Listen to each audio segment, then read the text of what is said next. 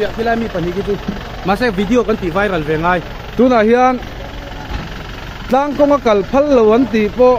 special permit in an lut special permit in an kaltir kong chengai sak lo tu te special permit in an kaltir tlang kong po wanga kaltir nge an ne tlang kong po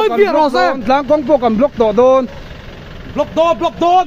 bu fai pur riang kalbik don lo anh vanga bu fai pur ngai sak nge de tlang kong po kan block to don block don anh aro man lo don lo lo chero se sarkar khan anh aro man lo don lo anh aro man lo don lo kong chengai sak lo tu sarkar riang anh aro ma pe chuak big lo bang zan lon konga tlang konga kalan phal lo apai ti na special permit nei na no kal le roi lam kal phal na an honga tuna truck ten ron chua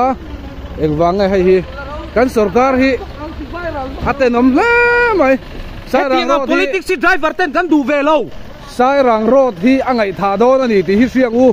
zoram mi pui ta hian driver kan tan du kan chak lang lu na kong pui poi mo hi angai tha don ani tlang konga tuna arugin ron chua kan an nang ching chu wang chot lang kong chuang ngam nge ni he sarkari kan block don mi pui sarkar ani lo mi pui sarkar chu khong e